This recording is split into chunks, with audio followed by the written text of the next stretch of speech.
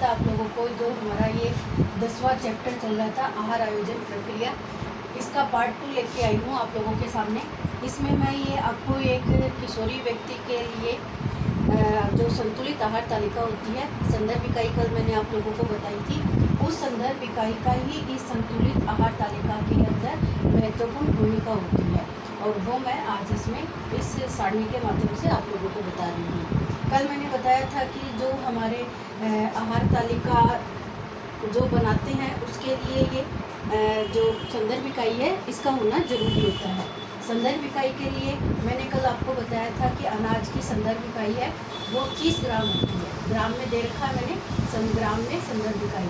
तो दाल की 30 ग्राम बताई थी, दूध की 100 ग्राम, कंदमूल की 100 ग्राम, हरी पत्तेदार सब्जी की 100 ग्राम, अन्य सब्जियों की 100 ग्राम, फल की 100 ग्राम, शक्कर की 5, घी तेल की 5 ग्राम।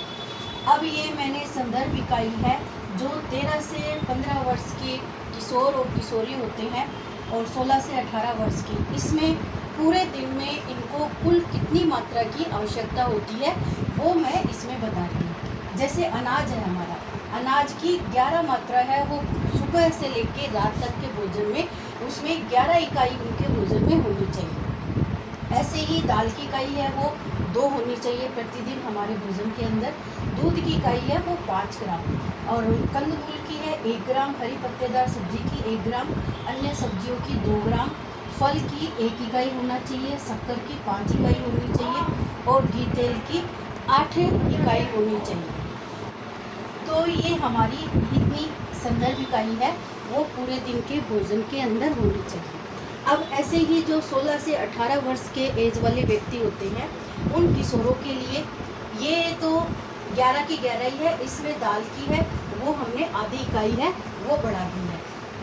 दूध की इकाई 5 इकाई है, वो हर एज के लिए ज़रूरी है, चाहे वो किशोर हो, चाहे वो वयस्क हो, वृद्ध व्यक्ति हो, महिला हो, ये 5 इकाई तो हर व्यक्ति के लिए दूध की आवश्यकता होती है।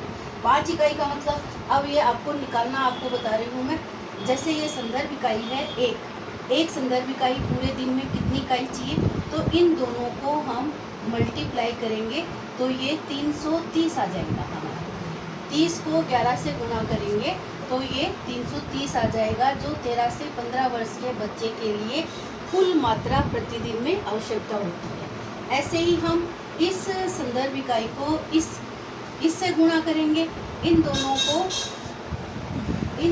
गुणा करेंगे तो हमारी ये वाली लाइन आ जाती है और ये वाली लाइन आ जाती है, जो कि एक व्यक्ति को प्रतिदिन अपने भोजन में लेनी जरूरी होती है। तो इस तरीके से हमने देखा है कि जो हमारी दाल की 30 इकाई है वो संदर्भ इकाई है और 2 हमें लेनी है तो ये 60 आ जाएगा। ऐसे ही यहाँ पे 2.5 लेनी है तो ये हमारा 75 ग्राम है, वो दाल प्रतिदिन हमारे भोजन में होनी चाहिए। ऐसे ही दूध है वो 5 इकाई है, इसमें भी 5 इकाई है, तो 100 को हम 5 से मल्टीप्लाई करेंगे तो हमारा 500 ग्राम दूध है वो प्रतिदिन का आ जाएगा। इसी तरीके से हरी पत्तेदार सब्जियाँ है उसकी इकाई 100 ग्राम है, 1 इकाई हमें यूज करना है, यानी 100 ग्राम हमारे प्रतिदिन भोजन में हरी पत्तेदार सब्जियों का होना जरूरी है।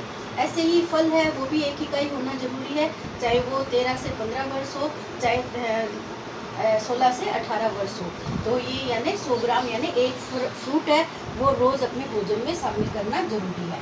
शक्कर है उसकी हमने 5 ग्राम की 1 इकाई माना है और 5 ग्राम हमारे भोजन में प्रतिदिन होना चाहिए। इस तरीके से हमने 25 ग्राम है वो शक्कर प्रतिदिन के भोजन में हमारे होना चाहिए, और 16 से 18 एज वाले व्यक्ति में भी 25 ग्राम भोजन शक्कर है वो हमारे प्रतिदिन के भोजन में होना जरूरी है। घी तेल है उसकी हमें 8 इकाई प्रतिदिन लेनी है, और जो 16 से 18 वर्ष है उसमें हमें 7 इकाई लेनी है। तो 8 को 5 से मल्टीप्लाई करोगे तो 40 आ जाएगा, 7 को आप 5 से मल्टीप्लाई करोगे तो ये 35 आ जाएगा। तो इस तरीके से हमने देखा है कि एक किशोरी के लिए हमें जो संतुलित भोजन की इकाई चाहिए, जितना ग्राम हमें एक दिन में अपनी आहार तालिका के अंदर शामिल करना है, वो इस सारणी के माध्यम से हम बता सकते हैं। अब इसकी जगह जो मांसाहारी व्यक्ति होते हैं, कल मैंने बताया था कि अंडा और मांस मछली है उसकी ये 50 ग्राम इकाई होती है। 50 ग्राम माना है। तो जो 30 ग्राम दाल का एक शाकाहारी व्यक्ति उपयोग कर रहा है, वो मांसाहारी व्यक्ति उस 30 ग्राम की जगह 50 ग्राम है अपने भोजन में अंडा, मांस, मछली के रूप में प्रयोग कर सकता है।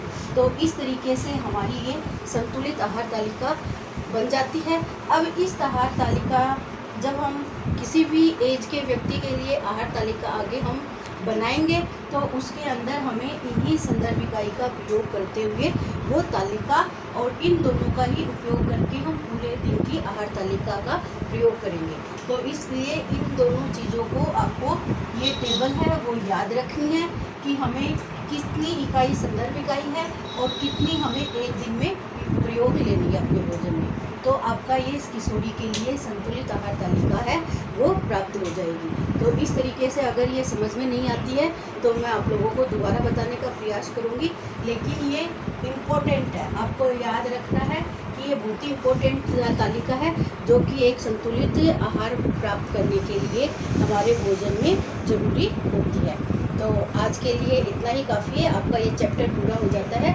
इसके क्वेश्चन आंसर है वो आप अच्छे तरीके से देख लेना। अगर कोई नहीं समझ में आए तो मैं आप लोगों को उनकी फ़ोटो कॉपी है वो डाल सकती हूँ। Okay, all the best.